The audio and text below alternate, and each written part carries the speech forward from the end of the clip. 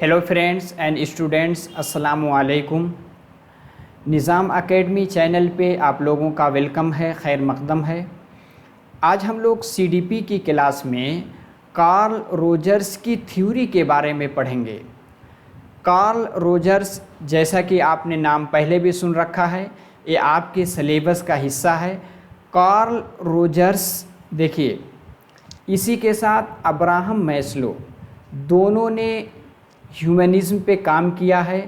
Carl Rogers की experiential theory है, इसी के साथ पर्सनालिटी पे इनकी थ्योरी है। किस तरह का नज़रिया इन्होंने पेश किया है, किस तरह की थ्योरी दी है, इसको डिटेल से हम लोग समझेंगे। किस तरह की इन्होंने हायरार्की नीड्स दे रखी है, इसके बारे में भी देखेंगे। और इसी के साथ हम देखेंगे इनके साथ अब्राहम मैस्लो ने भी किस तरह से काम किया है, फिर इससे किस तरह के सवालात आपके बनते हैं। देखिए, इन्होंने जो 5 तरह के हायरार्की पेश की है, सब के बारे में डिटेल से समझेंगे। और एग्ज़ाम में किस तरह से क्वेश्चन इस थ्योरी से पूछे जाते हैं, उसके बारे में भी हम लोग डिटेल से देखेंगे। चलिए एक एक करके देखते हैं। जो भी पॉइंट आपको नया लगे उसको आप नोटबुक में लिखिएगा। देखिए, एपी टेट यानी आंध्र प्रदेश जो टेट है उसके सिलेबस का हिस्सा है, पेपर फर्स्ट पेपर सेकंड दोनों के लिए। इसी के साथ पूरे हिंदुस्तान में कहीं का जो टीचिंग एग्ज़ाम है उसमें कार्ल रोजर्स की थ्योरी और या अब्राहम मैस्लो की थ्योरी पूछी ही जाती है, चाहे सी टेट हो, केवीएस हो, इसी तरह किसी भी स्टेट का टेट हो, उसमें पूछा जाता है। देखिए, आप लोग मोबाइल पे देख रहे हैं तो इस तरह से लेटा के देखें, यानी लैंडस्केप मोड में आपको स्लाइड क्लियर दिखेगी। निज़ाम एकेडमी 22 करके टेलीग्राम चैनल है, इसकी लिंक डिस्क्रिप्शन बॉक्स में है, उस पर क्लिक करके आप जुड़ जाएं। नए हैं तो चैनल को सब्सक्राइब ज़रूर कर लें और लाइक भी करें। आखिर में फीडबैक ज़रूर दीजिएगा। थोड़ा सा वीडियो लंबी होगी क्योंकि इसी के साथ अब्राहम मैस्लो के भी जो नज़रिए हैं उसको भी समझ लेंगे। आखिर में हम प्रैक्टिस भी करेंगे, यानी प्रीवियस ईयर क्वेश्चन देखेंगे किस तरह से सवालात बनते हैं। अपने दोस्तों को शेयर कर दें, किसी भी आप ग्रुप में हो, चाहे बीएड के हों, डीएलएड के हों, शेयर कर देंगे, उनको फ़ायदा मिलेगा। देखिए, ये जो स्लाइड रहेगी इंग्लिश और उर्दू दोनों मीडियम में हम लोग चलेंगे, ठीक है। तो एक एक करके हम लोग देखते हैं। देखिए, कार्ल रोजर्स ये अमेरिकन साइकोलॉजिस्ट हैं, ठीक है। अमेरिकन जो है फ़लसफ़ी हैं, इन्होंने उस पर काम किया है। किस पे? ह्यूमनिज़्म पर। इनको किस में जाना जाता है? ह्यूमनिज़्म पर, यानी इंसानियत पर, यानी इंसानी नवाजी से ताल्लुक़ किसका है? कार्ल रोजर्स का। और इसी के साथ अगर अब्राहम मैस्लो का नाम आता है तो वो भी हैं, ठीक है। ये देखिए, हम टू द पॉइंट चीज़ देखेंगे कि किस तरह से सवालात बनते हैं। पहली चीज़, ह्यूमनिज़्म अगर आ गया ऑप्शन में तो अगर अब्राहम मैस्लो कार्ल रोजर्स में से कोई एक है तो उस पर आप चले जाइएगा, ठीक है। इन्हीं दोनों ने इस नज़रिए को दिया है, ठीक है, इंसानियत के नज़रिए को दिया है। और इसीलिए इसके फाउंडर कौन कहलाते हैं? यही दोनों कहलाते हैं, ठीक है, अब्राहम मैस्लो और कार्ल रोजर्स। इसने यानी कार्ल रोजर्स ने एक थ्योरी दी है जिसको एक्सपेरिमेंटल, ठीक है, एक्सपीरियंशियल भी कहते हैं, कहीं कहीं एक्सपेरिमेंटल थ्योरी, ठीक है। एक्सपेरिमेंटल थ्योरी किसने दी है? कार्ल रोजर्स ने, इसको याद रखिएगा। दूसरा ये है कि पर्सनालिटी थ्योरी, ये भी किसने दी है? ये भी कार्ल रोजर्स ने दे रखी है। आगे देखते हैं, इन लोगों ने जो नज़रिया पेश किया है, जो थ्योरी पेश की है दोनों ने, 3 फैक्टर्स ऑफ साइकोलॉजी। इन्होंने साइकोलॉजी के यानी इल्म नफ्सियात के 3 फैक्टर होते हैं। इल्म नफ्सियात के कितने फैक्टर होते हैं? 3। देखिए, जो उर्दू मीडियम के स्टूडेंट हैं उनको लेकर चल रहे हैं, ठीक है। पहला क्या है? Psycho analysis. साइको एनालिसिस, इस नज़रिए को किसने दिया? देखिए, साइको का मतलब होता है जिसको नफ्सियाती, और एनालिसिस जिसको कहते हैं तजर्बा, यानी नफ्सियाती तजर्बे वाली थ्योरी। पहला जो निकलता है इसका पार्ट यानी साइकोलॉजी का, यानी साइको एनालिसिस, इसको इससे कौन मुतालिक है? फ्रूट करके एक जो है साइकोलॉजिस्ट हैं, इनका नाम याद रखिएगा। फ्रूट किसके साथ मुतालिक हैं? Psycho analysis. दूसरा नाम है बिहेवियरिज्म, जो एक्टिविटी पे यानी तर्ज अमल पर जिनकी थ्योरी पेश की जाती है, जैसे आप देखेंगे पावलो हैं, स्किनर हैं। बिहेवियरिज्म वाले क्या करते हैं कि कोई अमल यानी बच्चा किस तरह से अमल करके किस तरह से सीखता है, ठीक है। इन लोगों ने कुत्ते पे, बिल्ली पे, कबूतर पे, अलग अलग चूहे पे, इन्हीं सब पे अलग अलग इन लोगों ने रिसर्च किया है। ये लोग बिहेवियरिज्म वाले कहलाते हैं, यानी अमल और रद्द अमल के मुताले के ज़रिए नफ्सियात को ज़ाहिर किया जाता है। यानी कोई एक सिचुएशन पैदा करके, जैसे कुत्ते पर जैसे कंडीशनल थ्योरी पैदा की गई, इसी के साथ बिल्ली पे, फिर आप देखेंगे जैसे थर्नडाइक ने बिल्ली पर किया, फिर स्किनर ने चूहे पे, कबूतर पे, सब क्या है? बिहेवियरिस्ट। इसमें सबसे ज़्यादा नाम किसका आता है? जे.बी. वेटसन का, ठीक है, याद रखिएगा। Number 3 humanism. तो ये साइको एनालिसिस, बिहेवियरिज्म और ह्यूमनिज्म तीनों किसके पार्ट हैं? साइकोलॉजी यानी इल्म नफ्सियात के पार्ट हैं। इससे मुताल्लिक कौन है? कार्ल रोजर्स हैं और अब्राहम मैस्लो हैं। किससे? ह्यूमनिज्म से, जिसको हम इंसानियत कहते हैं या इंसानी नवाजी कहते हैं, ठीक है। अब हम देखते हैं ह्यूमनिज्म का मतलब ये है, वो कहते हैं कि जो किसी भी शख्स के अंदर अगर वो इंसान है तो पैदाइशी उसके अंदर इंसानियत रहती है। ये किसका मानना है? कार्ल रोजर्स का, अब्राहम मैस्लो का। यानी उसके अंदर इंसानियत पाई ही जाती है, ठीक है। ह्यूमनिज्म वाले कहते हैं इनहेरेंटली यानी ज़ाती तौर पे, फितरी तौर पे इंसानियत पाई जाती है। इंसानियत का तकाज़ा ये है कि आप नाहक किसी का कत्ल नहीं कर सकते, ठीक है। आप किसी को अपने तर्ज अमल से तकलीफ़ नहीं पहुंचाएंगे। आजकल देख रहे हैं जगह जगह मॉब लिंचिंग जो हो रही है और जगह जगह पे जो फसादात हो रहे हैं, ठीक है। इंसानियत को शर्मसार किया जाए। जैसे आप देख रहे हैं कि यहाँ फ़िलिस्तीन और इज़राइल में जो जंग तकरीबन कई महीनों से चल रही है, कितने 40 लाख से ज़्यादा लोग मारे जा चुके हैं, लेकिन यहाँ इंसानियत का कत्ल हुआ है, ठीक है। अब क्या है, जब उसके पीछे कोई मफाद होता है इंसान का, यानी किसी चीज़ के पीछे जब उसका कोई फ़ायदा, निजी फ़ायदा होता है, तो वो इंसानियत को भी मरने देते हैं, ठीक है। अगर किसी ने किसी को जैसे धर्म के बेस पे, किसी भी बुनियाद पे जो नफ़रत पैदा होती, किसी को देख के गोली मार देते हैं, किसी से नफ़रत करते हैं, यानी कोई मरता है तो मरने देते हैं। तो ये अब्राहम मैस्लो और कार्ल रोजर्स कहते हैं अगर आदमी ऐसे बना है, या तो उसका ब्रेन वॉश किया गया है, या उसके साथ कोई ऐसी सिचुएशन लाइफ में घटी हुई है, यानी लाइफ में कोई ऐसा हादसा हुआ है जिसकी वजह से इस तरह का माइंड हो गया। नहीं तो ह्यूमनिज्म इंसानियत में जो है क्या है? पैदाइशी पाई जाती है। आगे है कि ये जो मोटिवेशन होता है कोई भी चीज़ करना, कि कोई देखा रोड पे एक्सीडेंट हुआ, कोई गिरा हुआ है, उसको उठा करके अस्पताल पहुंचाना है क्या है? इंसानियत का फरीज़ा है। चाहे किसी भी धर्म का हो, किसी भी जात का हो, किसी भी स्टेट का हो, क्या है? ये मोटिवेशन क्या है? इनेट है, यानी फितरी चीज़ है। लेकिन इससे पहले सुप्रीम कोर्ट की ऐसे गाइडलाइन थी कि रोड पे अगर कोई गिर गया, किसी का एक्सीडेंट हो गया, उस 1 घंटे में अगर उसको हॉस्पिटल पहुंचा दिया जाए तो उसकी जान बचाई जा सकती थी। लेकिन लोग निकल जाते हैं, नहीं रुकते। क्यों?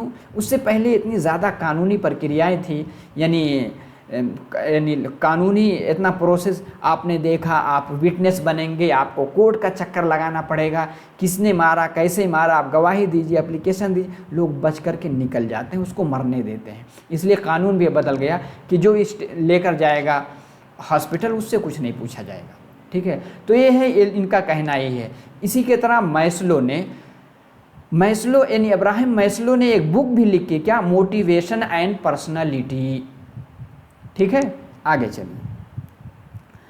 अब ये जो है, इन्होंने यानी अब्राहम मैस्लो और इसी की तरह कार्ल रोजर्स ने एक जो है नीड्स की थ्योरी यानी हायरार्की थ्योरी, यानी इसको कहेंगे नीड्स थ्योरी या कहेंगे यानी ह्यूमनिस्टिक थ्योरी। नीड का मतलब किसी चीज़ की जब ज़रूरत होती, ह्यूमनिस्टिक यानी जो इंसानियत से मुतालिक थ्योरी, और hierarchy needs of theory. Hierarchy मतलब जिस तरह से हायरार्की में यानी नीचे से ऊपर जाते हैं, ठीक है। आगे हम देखेंगे हायरार्की का पूरा नक्शा। इसमें सबसे पहले जो नीड्स की थ्योरी होती है उसमें सबसे पहले साइकोलॉजी यानी फिजियोलॉजिकल क्या है, फिजियोलॉजिकल थ्योरी, ठीक है। सबसे पहले क्या है, एक चीज देखिए 5 इन्होंने नीड्स बयान की है। सबसे पहले क्या होगी, फिजियोलॉजिकल नीड्स।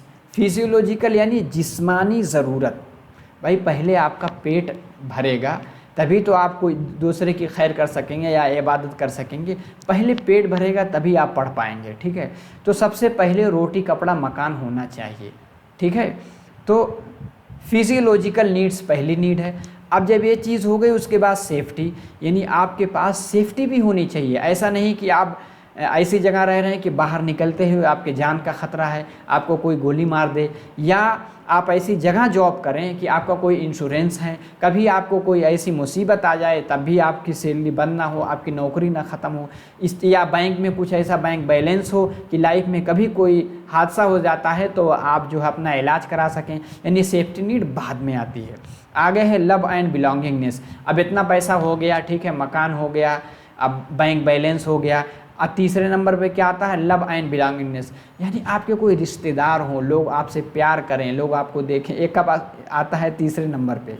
चौथे नंबर पे सेल्फ इस्टीम। सब कुछ हो गया, रिश्तेदारी भी हो गई, उसके बाद क्या, सेल्फ इस्टीम यानी अपनी एक इज्जत होनी चाहिए, लोग आपको देख करके इज्जत करें, ठीक है। ये बाद में आता चौथे।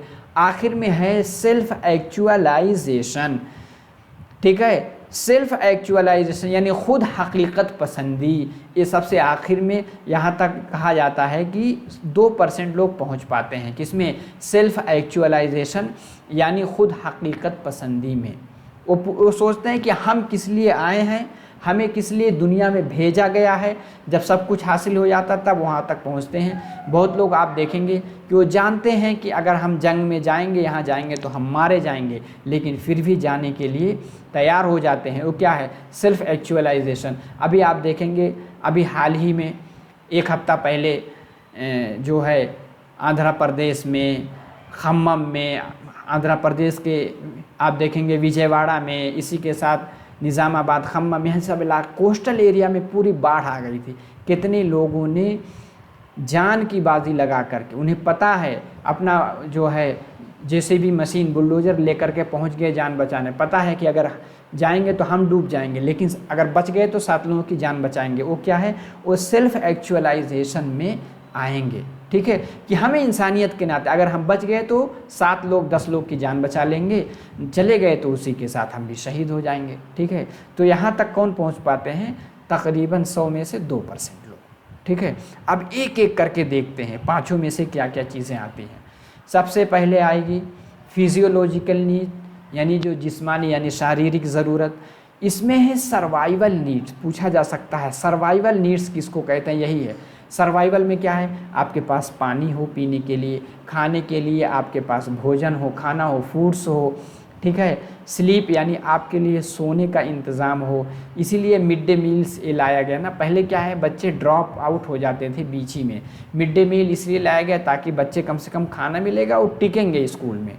आगे है पीने के लिए पानी हो, शेल्टर यानी आपके सर के नीचे एक साया, ये नहीं कि खुले आसमान के नीचे आप सो रहे हो। ये सब क्या है, फिजियोलॉजिकल नीड।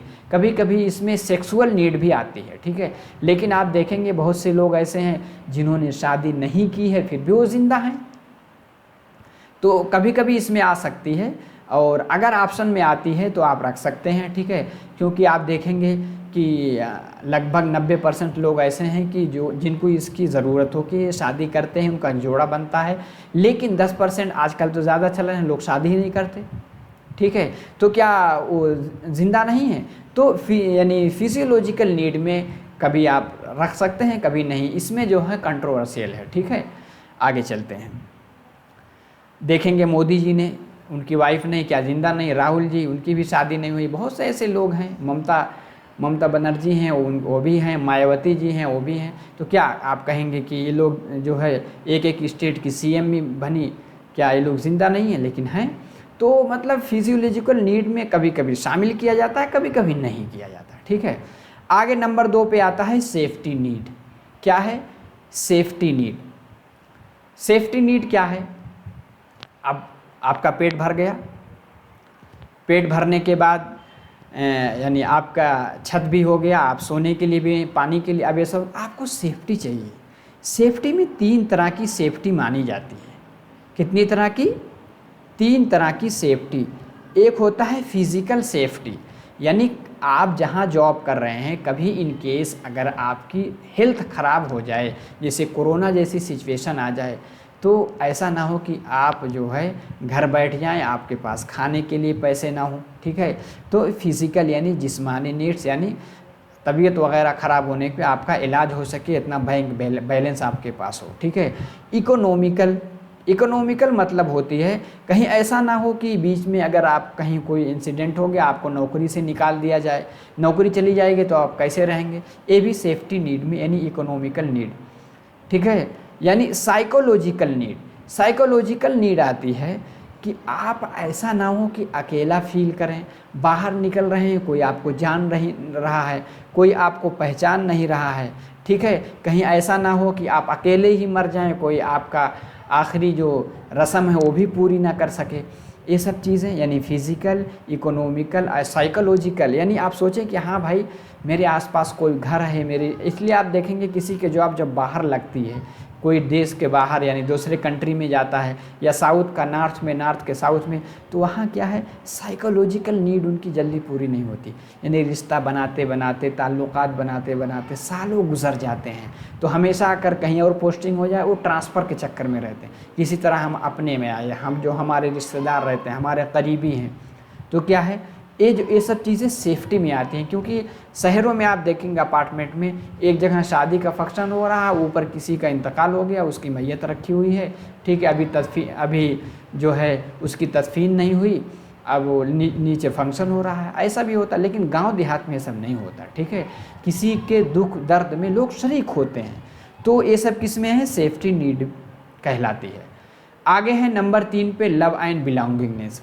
थोड़ा 4 पैसा हो गया, वो हो गया। अब क्या है, आप देखेंगे जब आपका पेट भर जाता है, थोड़ा बैंक बैलेंस हो जाता है, तो आप प्यार मोहब्बत की बात है, यानी अभी शादी नहीं है तो सोचेंगे कोई जो है हमारा दोस्त हो जाए, कोई गर्लफ्रेंड हो जाए, कोई बॉयफ्रेंड हो जाए, एक दोस्त का सर्कल हो जाए, ठीक है, प्यार मोहब्बत की बातें करेंगे, या रिलेशनशिप बनाने लगते हैं, क्या, शादी की बात चलने लगती है, ठीक है, कि अब शादी हो जाए, एक दूसरा ख़ानदान बस जाए, एक हमारी फैमिली हो, इधर ननिहाल वाले हो, ददियाल वाले हों, ये सब तीसरा स्टेज है। इंटीमेसी, ये हमारी दोस्तदारी हो, एक सर्कल हो, हमारे दुख दर्द में लोग शरीक होते हों, ठीक है, ये सब तीसरी स्टेज है। चौथा क्या है, self esteem need. Self esteem मतलब अब सब कुछ हो गया, प्यार मोहब्बत हो गया, रिश्तेदार हो गया, आपकी ससुराल हो गई, आपका ददियाल ननिहाल सब कुछ बन गया। अब क्या है, जो हमारे आसपास के लोग हैं, जो हमारे कम्युनिटी के लोग हैं, वो अब हमारी इज़्ज़त करें, हम जाएं, सलाम दुआ हो, हमें चाय पानी पिलाएं, हमारी समाज में इज़्ज़त हो, ठीक है, रिकॉग्निशन, हमारी एक पहचान बने, यानी कोई भी हमसे कोई हमारे बारे में पूछे, लोग उसको जाने, ठीक है। अकम्पलिशमेंट यानी किसी भी चीज़ की तकमील हो जाए, ठीक है। तो अकम्पलिशमेंट यानी कामयाबी, यानी लाइफ में हो जाए कि चलो हम कामयाब हैं, अपने आप को सेटिस्फाइड हम महसूस करें। अकम्पलिशमेंट होता है यानी कामयाबी, तकमीली का एहसास हो जाना, ठीक है। आगे ये देखिए, ये चौथी नहीं, ये 5वीं स्टेज है, 5वें नंबर पे है, ठीक है। 5वें नंबर पे क्या है, सेल्फ एक्चुअलाइजेशन, यानी ख़ुद हकीकत पसंदी की ज़रूरत, यानी हु एम आई, मैं कौन हूँ, मैक्सिमम पोटेंशियल अचीव, ये सबसे ज़्यादा पोटेंशियल इसमें हम हासिल कर लेते हैं।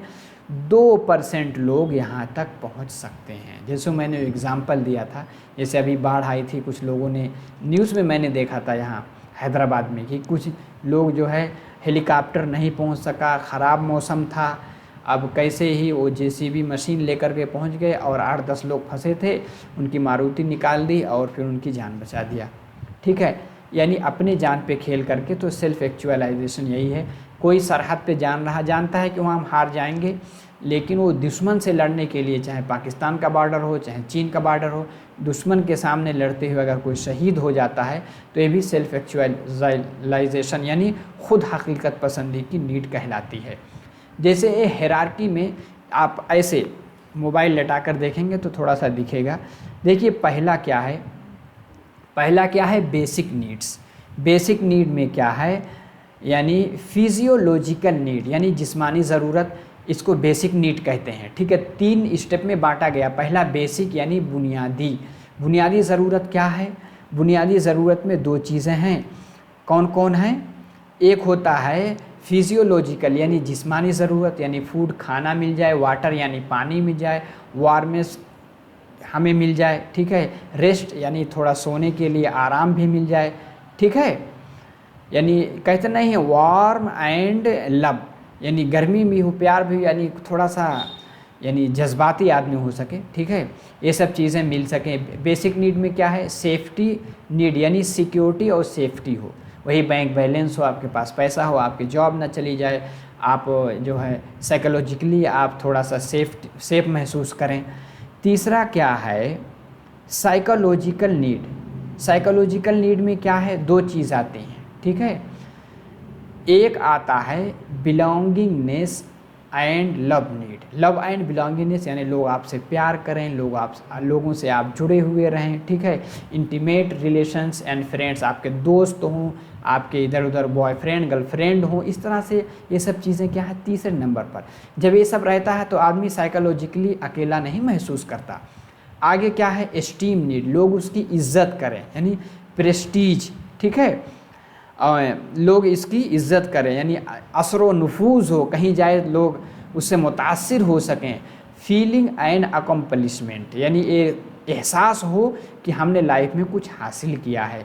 सेल्फ एक्चुअलाइजेशन यानी सेल्फ फुलफिलमेंट वाली जो नीड है क्या है, achieving one's full potential including creative activities यानी कोई एक नई चीज़ लाइफ में करे। कब करेंगे, जब आपकी सारी चीज़ें पूरी हो जाएं। ठीक है, चलिए अब इसने एक और कंसेप्ट दिया है। ठीक है, कार्ल रोजर्स ने। एक आता है इनकनग्रुएंट। इनकनग्रुएंट का मतलब होता है यानी अदमे मुताबकत। क्या कहते हैं, अदमे मुताबकत। अदमे मुताबकत, अदमे मुताबकत क्या है, एक होता है सेल्फ इमेज। सेल्फ इमेज का मतलब होता है जैसा आप जैसे हैं, जिस तरह से आप अपनी इमेज देख रहे हैं उसको सेल्फ इमेज कहते हैं, यानी खुद ख्याली। खुद ख्याली यानी खुद तसव्वुर, यानी जैसा आप अपने आप को तसव्वुर कर रहे हैं कि आप किस तरह की आपकी शख्सियत है, पर्सनालिटी किस तरह से है। सेल्फ इमेज आपकी क्या है, आइडियल सेल्फ। आइडियल सेल्फ मतलब होता है यानी मिसाली खुद, यानी कैसा आप बनना चाहते हैं।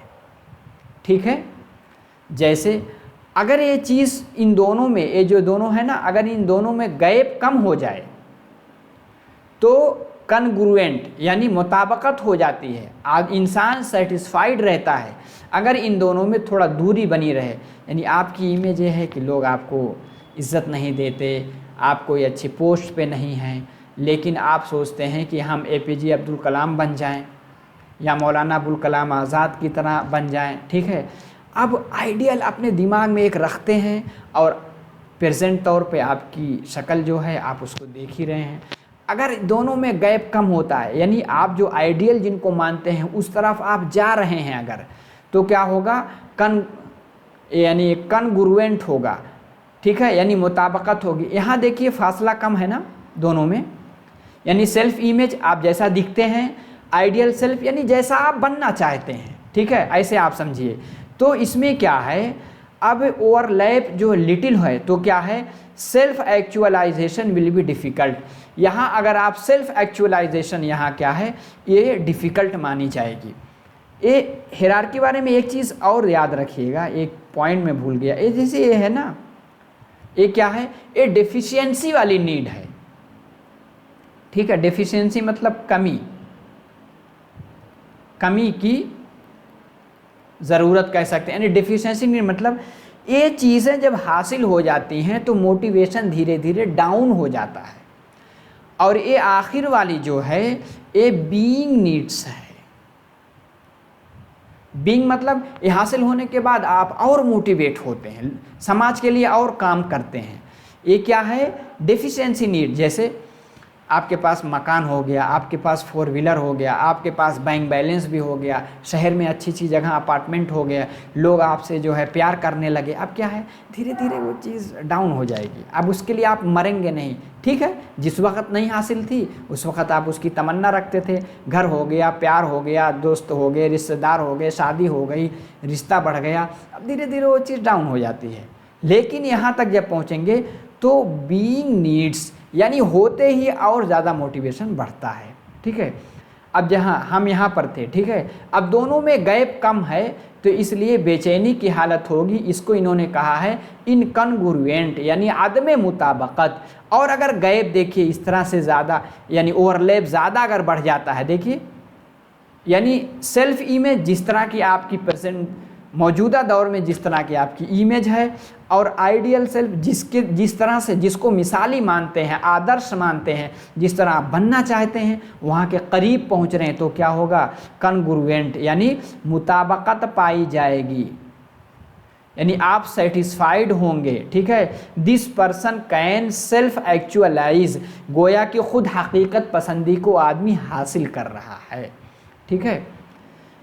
देखिए उर्दू मीडियम के स्टूडेंट को मैंने टारगेट रखा है। कुछ चीज़ें उर्दू में भी आप देख लीजिए जल्दी जल्दी, उसके बाद प्रैक्टिस भी आप आखिर में क्वेश्चन देखेंगे किस तरह से सवालात बनते हैं। देखिए कार्ल रोजर्स यानी development of self. Carl Rogers इसको क्या कहा जाता है? Client centred therapy, client centred therapy का फादर कहा जाता है, ठीक है। उर्दू में बाप लिख देते हैं, ठीक है। ये अपने शख्सियत की नशोनुमा यानी पर्सनालिटी डेवलप, मैंने बताया था ना पर्सनालिटी थ्योरी भी इसने दी है कार्ल रोजर्स ने, के नज़रिए के लिए काफ़ी मशहूर हुआ। कहीं पर्सनालिटी डेवलपमेंट की बात आए तो कार्ल रोजर्स की तरफ आप जाइएगा। बच्चों के नाजायज़ इस्तेहसाल यानी चाइल्ड अब्यूज़ के शख्सियत की नशोनुमा पर मनफी असरात जो पड़ते हैं उसको भी तफसील से इसने अपनी किताब में पेश किया है। आगे क्या है? आगे है रोजर ने नफ्सियाती इलाज यानी साइकोथेरेपी की दुनिया को बदलने की कोशिश की है।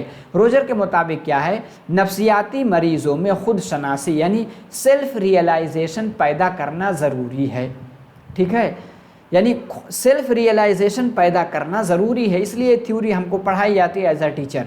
रोजर ने बेबाकी से इस बात का दावा किया कि नफ्सियाती तहलील के तजर्बात व बर्ताव के मुआलिज यानी बिहेवियरल यानी थेरेपिस्ट को चाहिए, जो बिहेवियर को यानी सही करते हैं उसके थेरेपिस्ट को चाहिए कि मरीज़ों में खुद शनासी यानी सेल्फ रियलाइजेशन, खुद अपने आप को एहसास उनका हो जाए कि हम किस लिए दुनिया में आए हैं, हमें क्या करना चाहिए, और ख़ुद नुमू यानी सेल्फ ग्रोथ और ख़ुद अमली जामा यानी सेल्फ एक्चुअलाइजेशन यानी ख़ुद हकीकत पसंदी जैसे खवास को पैदा करें। आपको पता है यहाँ 2% लोग पहुँच पाते हैं, लेकिन उमूमन मुआलिज मरीज़ों को ख़ुद पर नहीं बल्कि मुआलिज पर मुनहसिर कर देते हैं, ठीक है। तो ये उल्टा हो जाता है समाज में। रोजर ने कहा कि मुआलिज मरीज़ को खुद से मसला के हल की तरफ राग़िब करने के हालात पैदा करना चाहिए। ये अपने शख्सियत की नशोनुमा के नज़रिए यानी पर्सनालिटी डेवलपमेंट थ्योरी के लिए काफ़ी मशहूर हुआ। कार्ल रोजर्स ने अपने नज़रिए में गैर शुरूरी अमल यानी reflex action of any action होता है, ठीक है, यानी reflex action of any action. इसकी मिसाल क्या है? जैसे अभी आप अनजान में तवा गर्म है, उस पर अगर आपने हाथ रख दिया, रिफ्लेक्स एक्शन ऑटोमेटिक आपका हाथ वहाँ से दूर भागेगा, यानी ये गर्म है।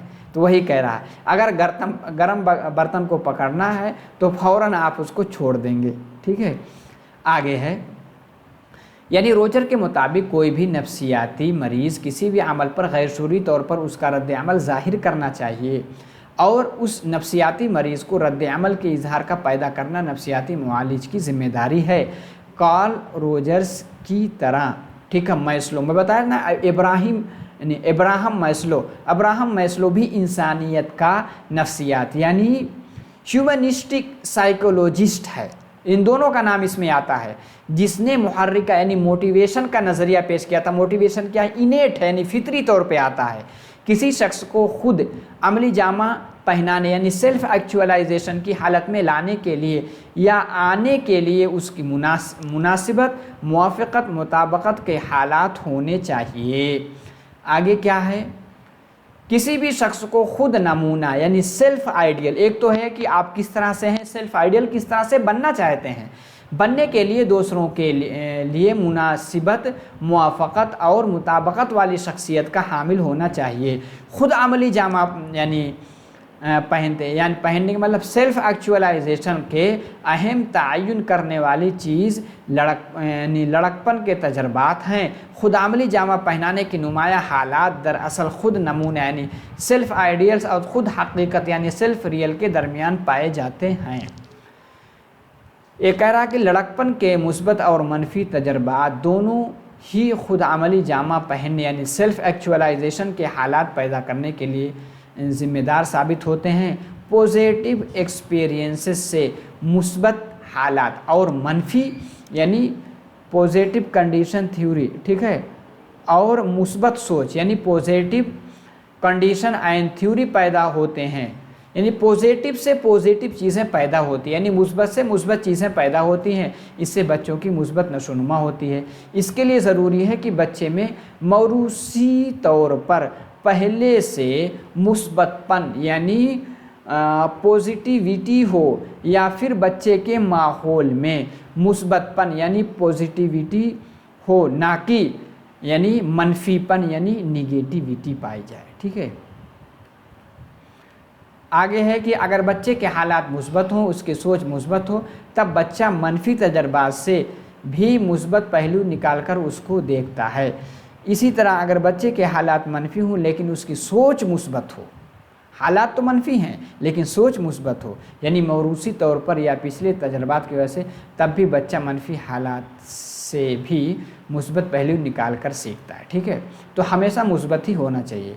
अगर बच्चे के हालात मनफी हों और सोच भी मनफी हो, तब बच्चे में मुस्बत तजर्बात भी मनफी पहलू निकालता है। यानी सब कुछ मनफी, वरासत में मनफी, सोच भी मनफी, हालात भी मनफी, तो मनफी ही चीज़ है। हर चीज़ को डाउट ही महसूस करेगा। ठीक है, हम अपने ताल्लुक़ से जो सोचते हैं वो दरअसल ख़ुद एहतराम यानी सेल्फ़ इस्टीम और ख़ुद खूबी यानी सेल्फ़ वर्थ है।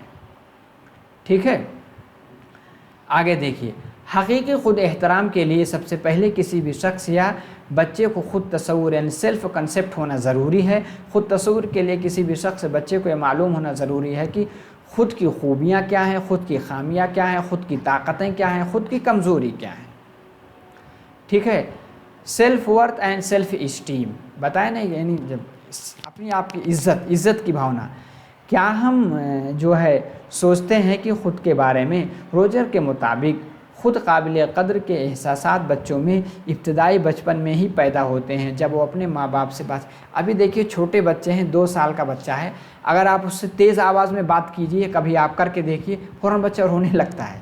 यानी उसके पास भी इस्टीम सेल्फ़ इस्टीम रहती है कि हमसे जो है घुड़क के बात कर रहे हैं, बुलंद आवाज़ से बात कर रहे हैं, गुस्से में बात कर रहे हैं। ठीक है, आपने और सेल्फ़ इमेज, हम अपने आप को कैसे देखते हैं, ये एक बेहतर नफ्सियाती सेहत के लिए बहुत अहम है। ख़ुद ख़याली में हमारे जिस्म का ख़याल भी शामिल है। ज़ाहिरी ख़ुद ख़याली से अंदर की शख्सियत भी शामिल होती है। किसी भी शख्स किस तरह अपने बारे में, कोई शख्स किस तरह अपने बारे में सोचता है, एहसास करता है, बर्ताव ज़ाहिर करता है, इन तमाम का ताल्लुक़ ख़ुद ख़याली से। यानी खुद उसको पता है कि मैं किस तरह से हूँ, कितना मैं गुस्सा करता हूँ, कितना मैं प्यार करता हूँ, कितना मैं समाज के लिए काम करता हूँ। और फिर सेल्फ़ कंसेप्ट, ये क्या है? यानी ख़ुद तसव्वुर। कोई भी फ़र्द ख़ुद के बारे में क्या सोचता है ये ख़ुद तसव्वुर कहलाता है। ख़ुद तसव्वुर मुस्बत यानी पॉजिटिव, मनफी यानी नेगेटिव भी हो सकता है। कोई भी शख्स अपने ज़ाहिर बातिन के मुतालिक हकीकी या हकीकत पर मबनी तसव्वुर रखता है तब ये मुस्बत ख़ुद तसव्वुर है। अगर कोई भी शख्स अपने ज़ाहिर और बातिन के मुतालिक गैर हकीकी तसव्वुर रखता है यानी तसव्वुर हकीकत पर मबनी नहीं है तब ये मनफी ख़ुद तसव्वुर कहलाते हैं। ठीक है। मुस्बत ख़ुद तसव्वुर वाला फ़र्द समाज के लिए नुकसानदेह नहीं है, मनफी ख़ुद तसव्वुर वाला शख्स समाज के लिए नुकसानदेह पैदा हो सकता है। ठीक है। किसी भी बाशऊर फ़र्द में ख़ुद तसव्वुर का होना ज़रूरी व लाजमी है और रहना भी चाहिए। ठीक है। और आइडियल सेल्फ होगा। ठीक है। आइडियल सेल्फ मैंने बताया था ना कि किस तरह आप बनना चाहते हैं। ठीक है। किसी भी फ़र्द या शख्स के लिए मिसाली खुद फ़र्द या शख्स होता है जिसकी तरह हम बनना चाहते हैं। पता है नहीं आप किस तरह बनना चाहते हैं। जमात क्लास के कमज़ोर तलबा की मिसाली ख़ुद अमूमन जमात यानी क्लास के ज़हीन तलबा होते हैं। अगर तालिब इल्म के मिसाली ख़ुद कोई उस्ताद होते हैं, ख़ानदान रिश्तेदार में कोई मशहूर आदमी या शख्स ख़ानदान के अफराद के लिए मिसाली ख़ुद, जैसे कभी कभी आप देखते हैं कि आप जो है कभी कभी अपने घर में या अपने ख़ानदान में कोई देखते हैं बहुत काबिल इंसान है, बहुत लोग इज़्ज़त करते हैं, आप उस तरह से बनना चाहते हैं, उस तरह के अखलाक पैदा करना चाहते हैं। ठीक है। मिसाल खुद यानी ख़ुद ज़िंदगी में हमारे मंजिल और मकसद पर मुश्तमिल होता है। ए मुतहर्रिक यानी डायनेमिक होता है, यानी हमेशा तब्दील शुदा होता है। बचपन का मिसाल खुद यानी आइडियल सेल्फ उनफवान शबाब के और जवानी की मिसाल खुद मुख्तलिफ होते हैं।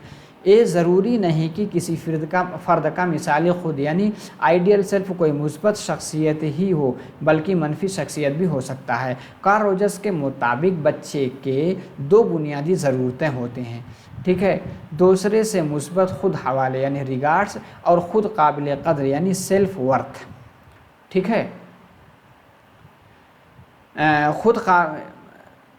देखिए ख़ुद काबिल कदर यानी सेल्फ वर्थ दरअसल हम खुद के बारे में क्या सोचते हैं, क्या एहसास करते हैं और ये नज़रिया एक बुनियादी अहमियत का हामिल है।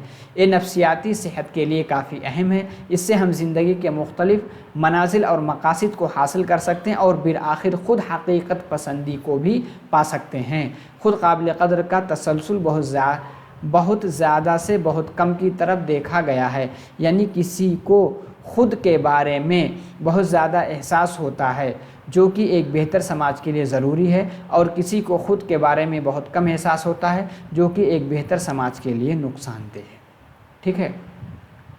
अगर किसी फ़र्द को यानी सेल्फ वर्थ का एहसास बहुत ज़्यादा है तब वो ख़ुद के लिए मुस्बत एहसासात का हामिल होता है और चैलेंजेस जो आजमाइश को पेश आते का सामना कर सकता है, नाकामियों और नाखुशियों को कबूल कर सकता है, दूसरों के साथ खुला होता है। ठीक है। बिल्कुल उसका दिल खुला रहता है। अगर किसी फ़र्द को ख़ुद काबिल कदर यानी सेल्फ वर्थ का एहसास बहुत कम होता है तब वो ख़ुद के लिए मुस्बत एहसासात का हामिल नहीं हो सकता, आजमाइशों को सामना भी नहीं कर सकता। ठीक है। और अनहैप्पीनेस को कबूल नहीं कर सकता और दूसरों के साथ खुलेपन से भी नहीं रह सकता। सेल्फ एक्चुअलाइजेशन किसी फ़र्द के हुनर और सलाहियतों की तकमील या एहसास को ख़ुद हकीकत पसंदी कहा जाता है, और कहा जाता है कि खुसूसन एक ऐसा ठीक है धक्का या ज़रूरत है जो सब में मौजूद होते हैं। किसी फ़र्द का अपनी मुकम्मल सलाहियतों का तकमील पाना, किसी फ़र्द के हुनर सलाहियतों का बामे उरूज तक पहुंचना ख़ुद हकीकत पसंदी कहलाता है। ठीक है। यानी जहां उसको पहुंचना था वहां तक अगर पहुंचता है तो यही चीज़ जो है ख़ुद हकीकत पसंदी कहलाती है।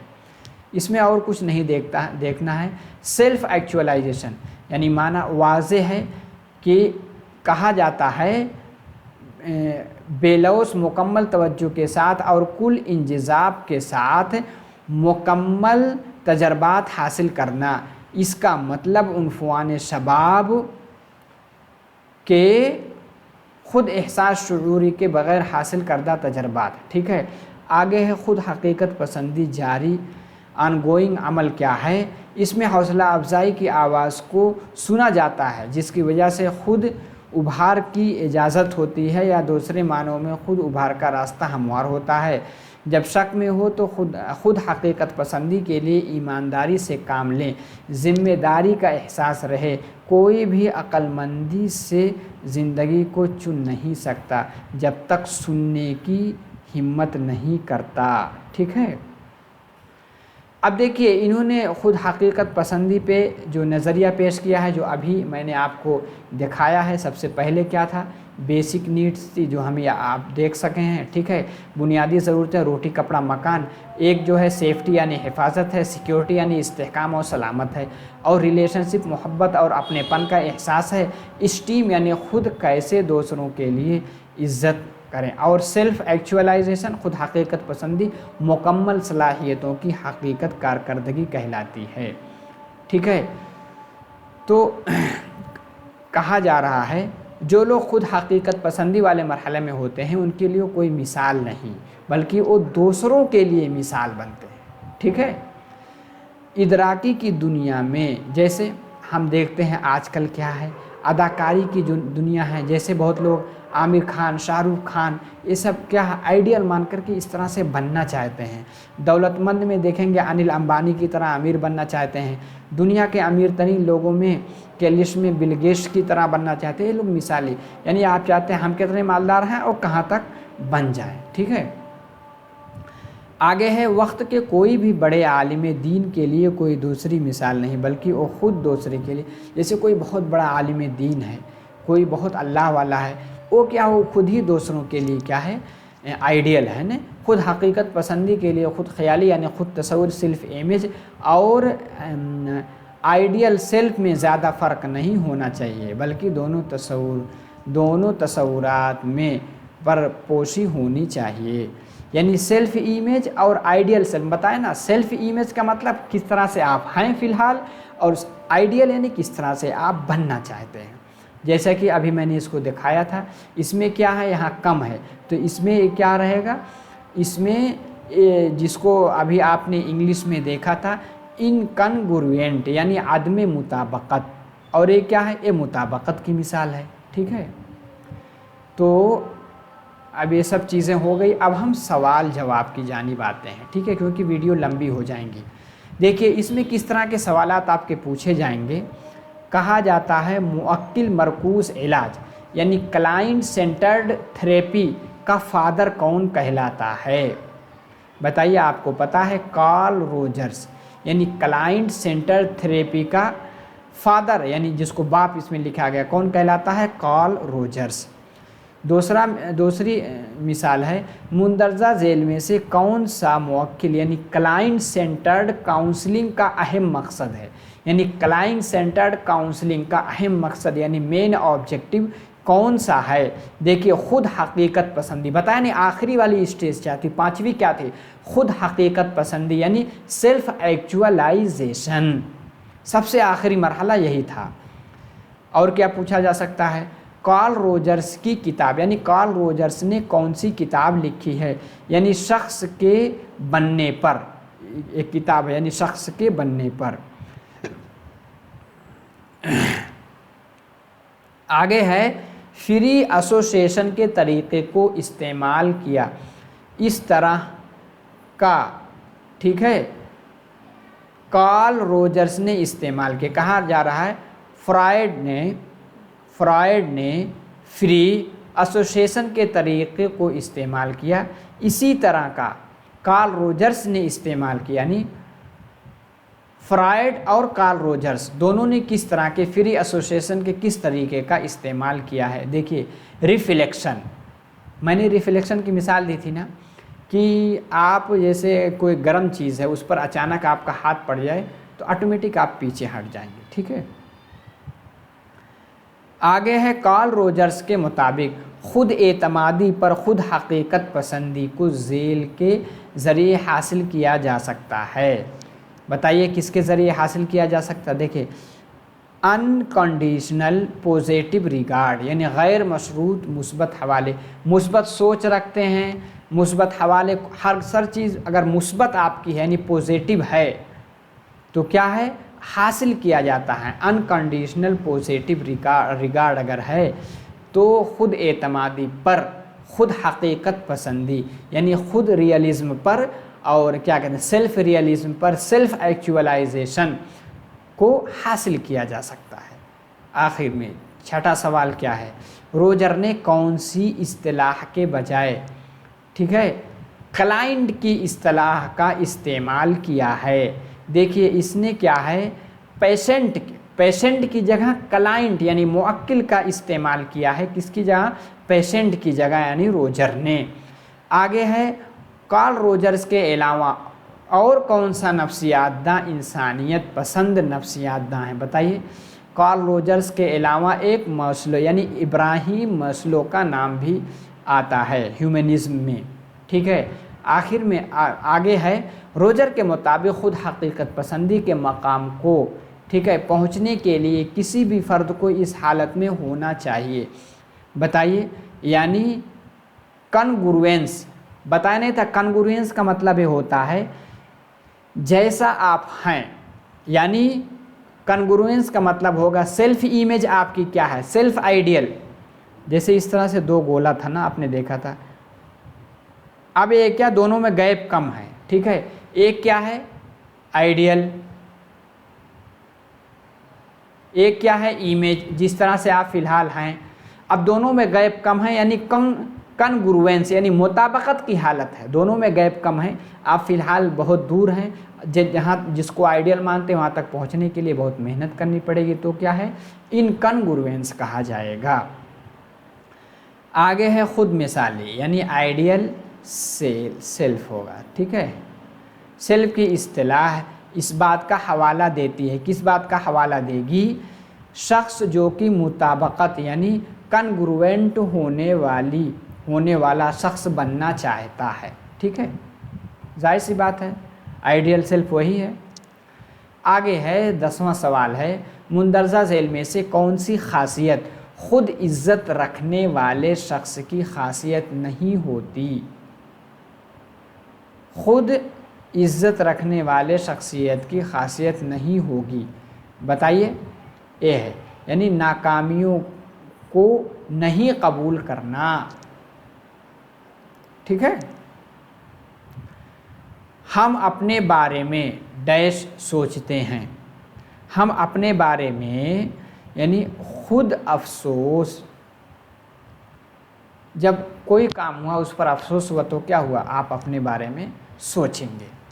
तो कार्ल रोजर्स इब्राहिम मैस्लो से मुतालिक जितने नज़रिए, जितनी थ्योरी सब हमने कंप्लीट किया। 11 सवाल भी देख लिए, बस यहीं से सवालात आपके आते हैं। आप फीडबैक में ज़रूर बताएं समझ में आया कि नहीं। नए हैं तो चैनल को सब्सक्राइब भी कर लें और निज़ाम अकेडमी 22 करके टेलीग्राम चैनल से जुड़ जाएं, वहाँ से आपको लिंक वगैरह सब मिल जाएंगी। और दोस्तों को शेयर भी कर दें, लाइक करके ज़रूर जाएँ। इंशाअल्लाह अगली क्लास में फिर मिलते हैं। अस्सलामु अलैकुम।